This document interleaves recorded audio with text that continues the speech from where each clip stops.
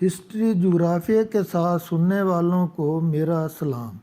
اگر میری معلومات اچھی لگیں تو سبسکرائب، لائک اور شیئر ضرور کریں۔ شکریہ۔ آج کا موضوع دکن کی دو مشہور مرہٹہ سردار عورتیں یسو بائی اور تارا بائی کی ہیں، جنہوں نے اورنگزیب عالمگیر کے ساتھ کئی جنگیں لڑیں۔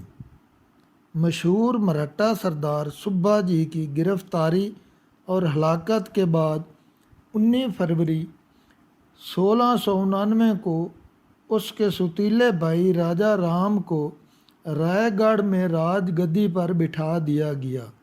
کیونکہ سبھا کا بیٹا ساہو جی ابھی کم سن تھا، راجا رام نے پرہلاد دی، نیرا جی اور دیگر اعلیٰ افسران کو رہا کر دیا، جن کو سبھا جی نے بے گناہ نظر بند کیا ہوا تھا، اور راجدھانی کے دفاع کے انتظام کیے،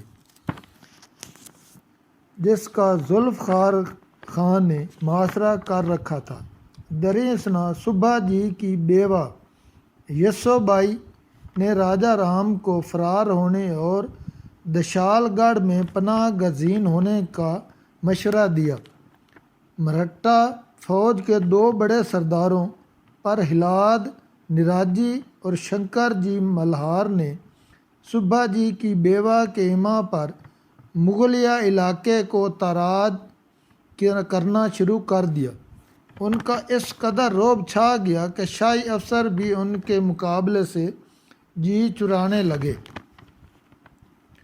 انہوں نے مغل سپہ سالار ذوالفقار خان کی سپلائی لائن کو بھی کاٹنے کی کوشش کی، مگر میسور مرہٹہ سردار راجا رام یوگیوں کا بھیس بدل کر قلعہ رائے گڑھ سے فرار ہونے میں کامیاب ہو گیا، اور مرہٹہ حکومت کے پایہ تخت رائے گڑھ پر مغلوں کا قبضہ ہو گیا۔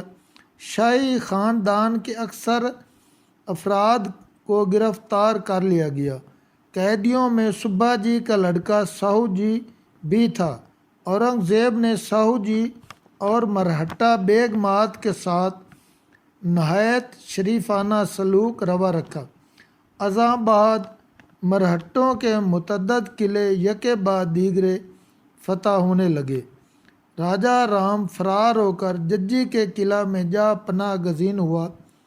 شاہی سالار ذوالفقار خان نے ججی کا محاصرہ کر لیا، لیکن محاصرے نے طول کھینچا۔ آخر 8 سال بعد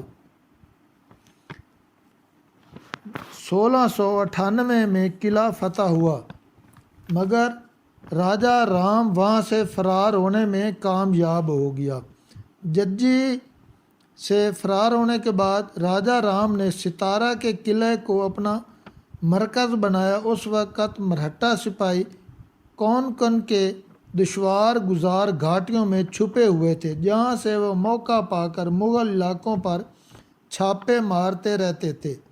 عالمگیر کو محسوس ہوا کہ مغل افسر تساہل پسند اور آرام طلب ہو چکے ہیں، اور وہ دشوار گزار علاقوں میں جا کر مرہٹوں کے خلاف فوج کشی نہیں کرتے۔ چنانچہ اس نے پرانا سالی کے باوجود مرہٹوں کے خلاف فوج کی کمان خود سنبھال لی۔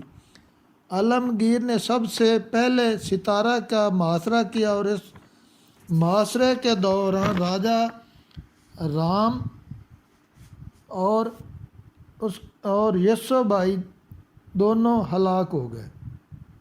اس کے بعد راجا رام کی بیوہ تارا بائی نے اس کے کمسن لڑکے کے نام پر اناج اقتدار خود سنبھال لی، اور بڑی دانش مندی اور فہم فراست سے مرہٹہ قوم کی قیادت کرنے لگی۔ تاہم 5.5 سال کے عرصہ میں عالمگیر نے مرہٹوں کے اکثر بیشتر قلعوں پر قبضہ کر لیا۔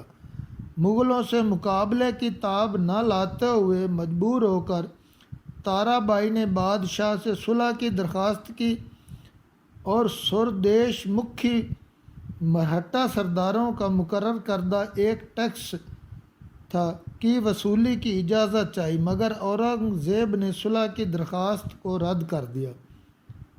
1705 میں اورنگزیب نے واکھن کھیڑا کے اہم قلعہ پر بھی قبضہ کر لیا۔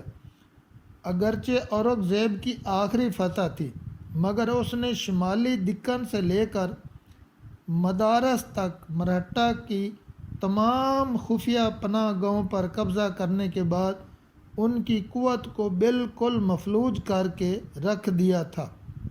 ابھی وہ مرہٹہ اقتدار کے رئیس آثار کی مکمل بیج کنی میں مصروف تھا کہ موت نے اسے آ لیا۔ اب مرہٹوں کا کوئی قوم یا حکومت نہ تھی، بلکہ صرف خانہ بدوش راہ زن تھے جو ادھر ادھر آوارہ پھرتے تھے اور موقع پا کر چوری چھپے لوٹ مار کرتے رہتے تھے۔ اگر آپ کو میری ویڈیو پسند آئے تو اسے سبسکرائب، شیئر اور لائک ضرور کریں۔ اللہ حافظ۔